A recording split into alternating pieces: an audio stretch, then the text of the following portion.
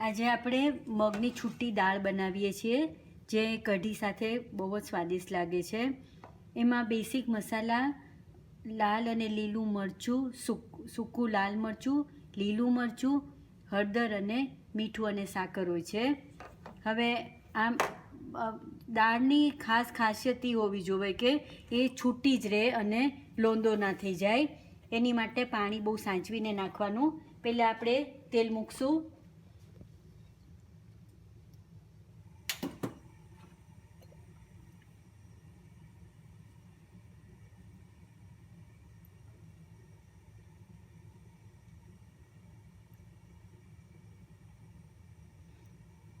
તેલ આપણે બરાબર રાખવાનું, કારણ કે પાણી બધું આપણે શોષાઈ જશે અને છૂટી દાળ બનાવી છે, એટલે થોડું તેલનું કોટિંગ હશે તો જ દાળ સારી લાગશે.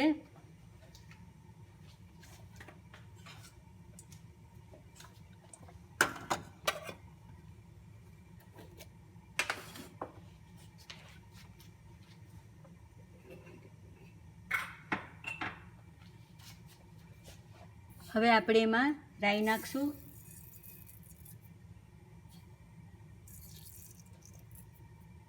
રાઈ ફૂટે એટલે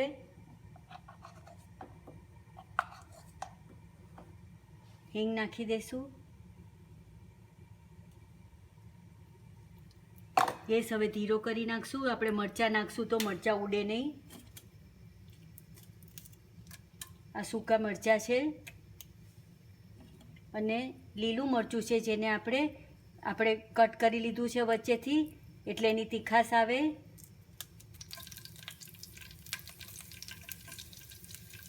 જો આમાં આપણે મરચાં બરાબર નહીં નાખીએ તો આ દાળ એટલી સારી નહીં લાગે.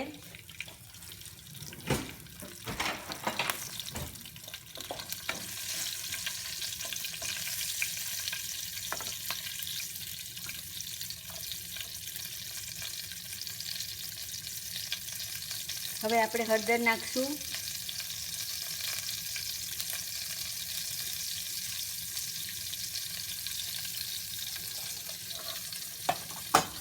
અને દાળ નાખી દઈશું. હળદર વધારે ન થઈ જાય એનું પણ ખાસ ધ્યાન રાખવાનું, કારણ કે આ દાળ એકદમ જ સરસ પીળા કલરની હોવી જોઈએ.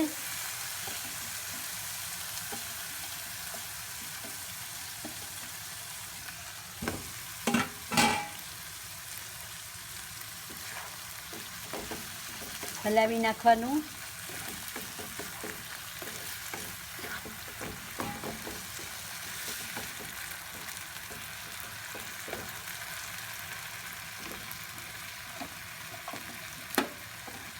આ સ્ટેજ ઉપર હળદર જો જરા ઓછી લાગે તો જરા અહીંયા નાખી દેવાની, એટલે તરત મિક્સ થઈ જાય.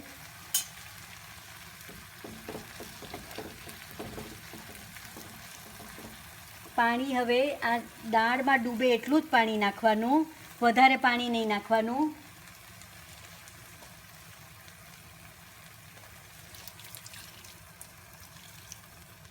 આ દાળને આપણે રાત્રે પલાળી દેવાની અને સવારે બનાવવાની, અથવા તો સવારે જો પલાળી હોય તો સાંજ સુધી બનાવવાની, પણ એને એટલીસ્ટ 5-6 કલાક પલાળવાની, તો એ છૂટી થશે. જો પલાળ્યા વગરની દાળ કરશું તો એ છૂટી નહીં થાય.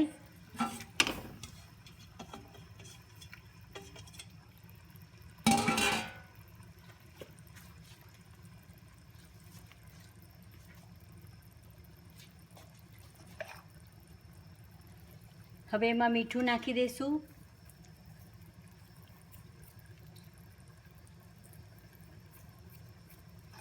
અને સાકર પણ આ સ્ટેજ ઉપર જ નાખી દેવાની.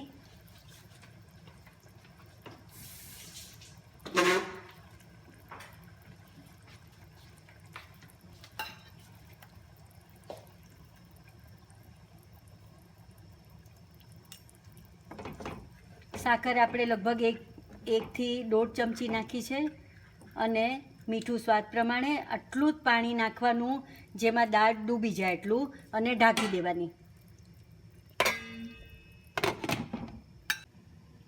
હવે લગભગ 3-4 મિનિટ પછી આપણે ચેક કરવાની, તો લગભગ પાણી બધું ઓછું થવા લાગશે.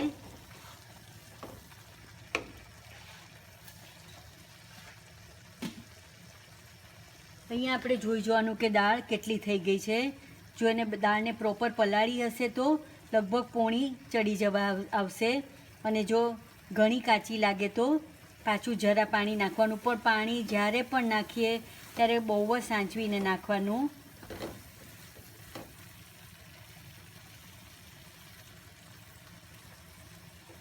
અહીંયા આપણે થોડું પાણી નાખીએ છીએ, પણ પાણીને જસ્ટ ડ્રોપથી નાખવાનું. આવી રીતે જરા પણ પાણી વધારે ન થાય એનું ખાસ ધ્યાન રાખવાનું.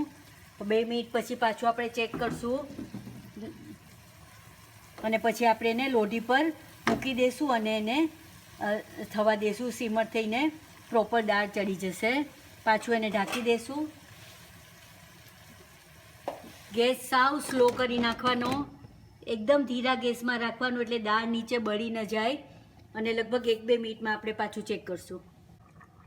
હવે 1 મિનિટ પછી આપણે તરત જ ચેક કરીએ છીએ.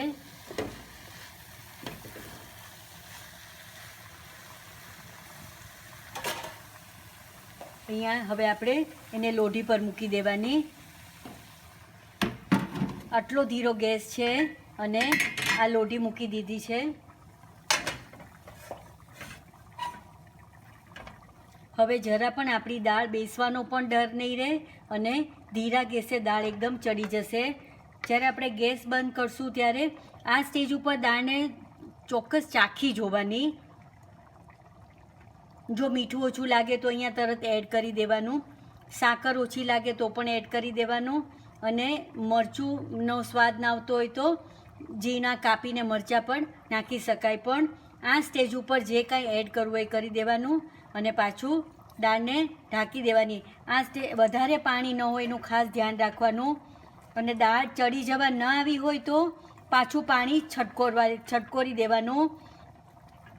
હવે આપણી દાળ લગભગ થઈ જવા આવી છે.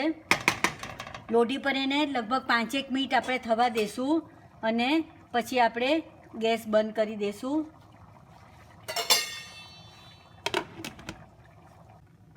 હવે આપણે લોઢી પર દાળને મૂકી દીધી છે, એટલે એ ખૂબ જ સરસ રીતે ચડી જશે.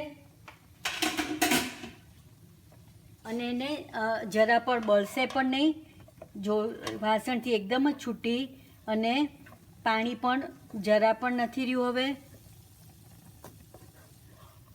દાળ અને આ દાળની ખાસિયત એ જ છે કે પાણી બહુ જ જોઈને નાખવાનું. અને પહેલાં આપણે પાણી ડૂબે જ્યારે મગની દાળ એટલું જ નાખવાનું. બહુ જ ધીરો ગેસ રાખવાનો હંમેશા. અને મીઠું, સાકર અને મરચાં એકદમ પ્રોપર નાખવાના, કારણ કે દાળ મગની દાળ પોતે ખૂબ મોળી હોય છે, એટલે ત્રણેય વસ્તુ થોડી ચડિયાતી નાખવાની. સાકર પણ જરા ચડિયાતી જ નાખવાની. અને પોણી થઈ જાય ત્યારે એને ચોક્કસ ચાખી લેવાની. પછી એક વખત આટલું થઈ જાય પછી કાંઈ મિક્સ કરવું બહુ ડિફિકલ્ટ છે. હવે આપણી દાળ આ થઈ ગઈ છે. આ દાળને થઈ ગયા પછી લગભગ કોથમરી નાખી હલાવીને 1 કલાક સુધી ટચ નહીં કરવાની, અને પછી એને આપણે કાચના વાસણમાં કાઢી લેવાની. ગેસ બંધ કરી દઈશું. લોઢી પરથી પણ કાઢી લેવાની અને ગેસ ઉપર બાજુમાં મૂકી દેવાની.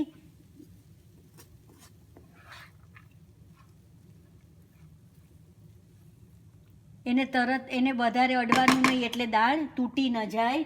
અને કોથમરી નાખી અને સાંચવીને એને આમ મૂકી દેવાની. આપણી દાળ છૂટી દાળ રેડી છે કઢી સાથે ખાવા.